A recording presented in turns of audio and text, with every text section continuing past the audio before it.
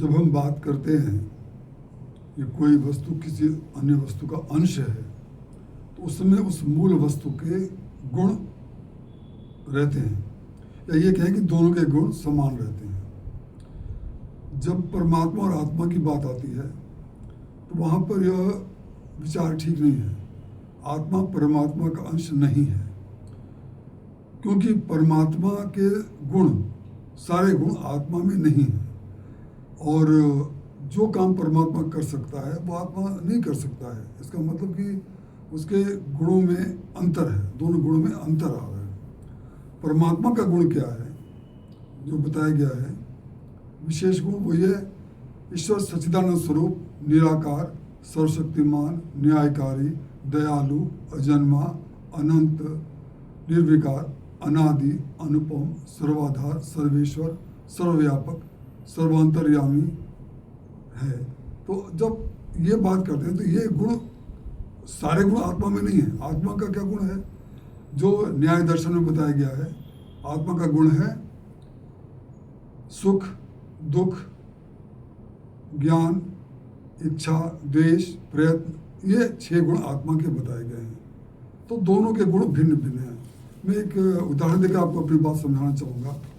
यह एक कागज़ का पन्ना, इसके पूरे गुण जो हैं, इस कागज़ का जो अंश है, अगर इसको कागज़ को ऐसे फाड़ते हैं इसको, तो इसके सारे गुण इसमें भी होने चाहिए। अगर नहीं है तो इसका अंश नहीं है, लेकिन सारे गुण इसके हैं तो इसलिए इसका अंश है। परमात्मा और आत्मा में ये विशेष अंतर है।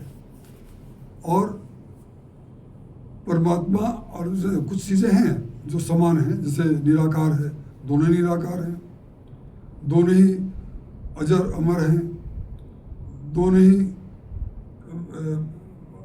नित्य हैं, लेकिन बहुत से अंतर भी हैं।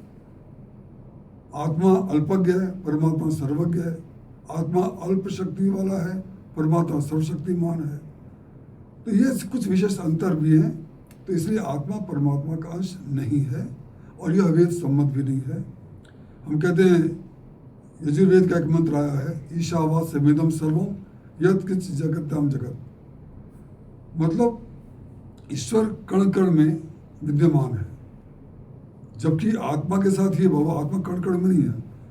ईश्वर को किसी सहायक की जरूरत नहीं पड़ती। सृष्टि रचना उसने की, या जो भी संचालन कर रहा है, किसी असिस्टेंट की, किसी हेल्पर की जरूरत उसको नहीं है।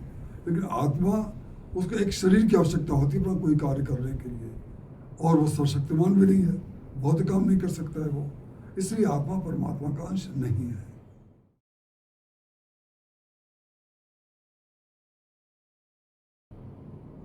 हाँ बिल्कुल, आत्मा और परमात्मा का अलग। जब आत्मा की सत्ता अलग है, परमात्मा की सत्ता अलग है, तो दोनों कार्य भी अलग अलग हैं। जो काम परमात्मा करता है वह मनुष्य नहीं कर सकता है, जो मनुष्य करता है वो परमात्मा नहीं करता। जैसे ईश्वर मिट्टी बनाता है, मिट्टी के अंदर पौधा उगता है, ये ईश्वर का कार्य है। उसके अंदर फल फूल आते हैं, ये ईश्वर कार्य है। ये काम मनुष्य नहीं कर सकता है। लेकिन मनुष्य मकान बनाता है, ईंट पत्थर बनाता है, और परमात्मा मकान नहीं बनाता इस तरह से। मनुष्य रोटी बनाता है, परमात्मा रोटी नहीं बनाता, परमात्मा गेहूं देता है आपको। तो मनुष्य गेहूं नहीं बना सकता, परमात्मा रोटी नहीं बना सकता। इस तरह से बहुत से काम, बहुत से उदाहरण दिए जा सकते हैं कि दोनों के कार्य अलग अलग हैं। मनुष्य कार्य अलग है, परमात्मा कार्य अलग है। तो इसलिए इन दोनों को एक साथ मिलाना नहीं चाहिए। दोनों की अलग सत्ताएं हैं, दोनों नित्य हैं, और दोनों के कार्य क्षेत्र भी अलग अलग हैं।